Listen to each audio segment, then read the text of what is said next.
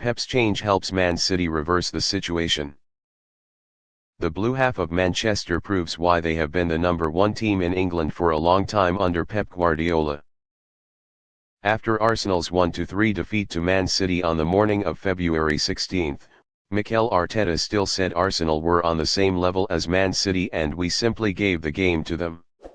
The Arsenal captain is not wrong when he wants to reassure and cheer up the spirit of the students. But the way Pep Guardiola and Man City force opponents to make mistakes proves the strength of the reigning Premier League champions. Mistakes are calculated.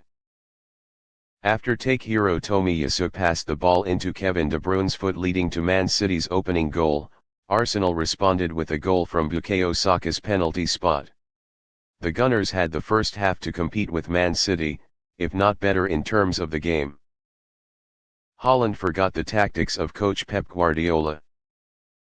5 highlights: Arsenal 1-3 Man City, Gunners become guardians, Pep's genius decision. As Kyle Walker lay motionless on the pitch during a fierce first-half dispute, Pep didn't seem to care about his injury. He was also busy making constant adjustments to Bernardo Silva, Nathan Ake, and Ilkay Gundogan off the touchline. That was when Arsenal overwhelmed Man City and the stands at the Emirates became boiling. After the two teams returned to the field from halftime, Man City changed the game. Arsenal's defense continued to make mistakes and received a bitter defeat at home.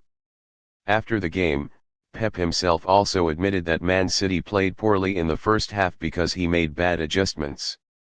Bernardo Silva started at left back. Man City did not play 4-3-3 as usual but used a system with a midfield of 5 when both Jack Grealish and Riyad Mahrez played low. When Silva stepped up to the stone as a midfielder, Man City switched to a 3-6-1 formation, a tactical plan that could choke the midfield and prevent Arsenal's ability to counter-attack. But Arteta understands Pep and Man City too well. Hiro Tomiyasu made a mistake in the opponent's opening goal, but overall, the Japanese defender had a good game. Arteta has a reason not to use Ben White, who has started mainly on the right wing of Arsenal since the beginning of the season, and replaces it with Tomiyasu.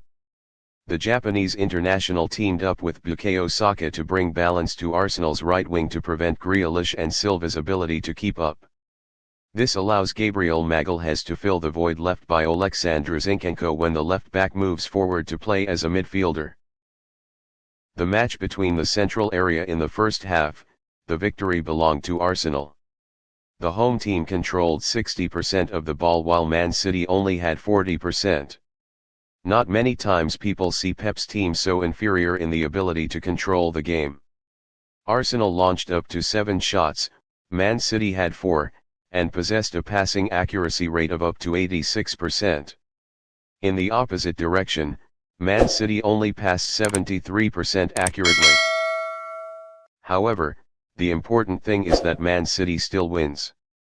In the second half, Pep pulled Silva back to play midfield, pushed Ake out to play at left back, giving the position of centre back to Manuel Akanji, who came on for Riyad Mahrez.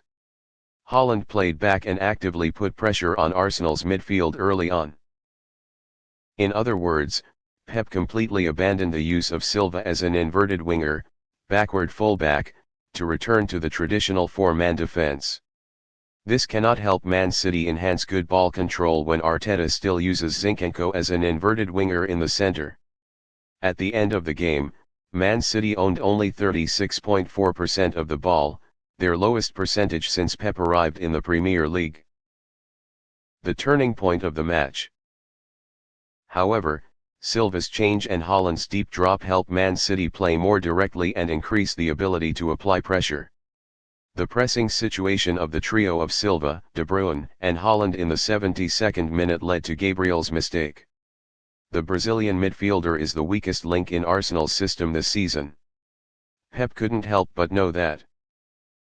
Before the match against Man City, Gabriel made 3 serious mistakes since the beginning of the season and often showed embarrassment when faced with pressure. Before the situation to lose the ball leading to Grealish's goal, Gabriel also let Haaland pass and he himself fouled the Norwegian striker in the penalty area. Arsenal did not incur a penalty on that ball thanks to VAR intervention when Haaland was offside. Haaland assisted and put his name on the scoreboard in Man City's last 2 goals. Man City's striker once again shows how dangerous he is when playing on the counter-attack. Pep knows how powerful a weapon he has in his hand and makes full use of it.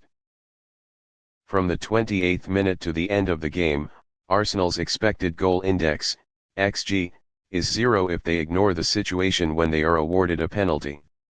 For the first time in the season, the Gunners are so deadlocked in the ability to create opportunities. Arteta was thoroughly caught by Pep, thereby extending the losing streak against the former Barca coach. Since leaving Man City to work at Arsenal, Arteta has lost in all 6 confrontations with Pep. In all competitions, Pep also won against Arteta 8 out of a total of 9 confrontations between the 2 coaches. Arsenal and Man City will face one more game in the Premier League, and if Arteta loses again, this strategist could lose his chance to win the tournament.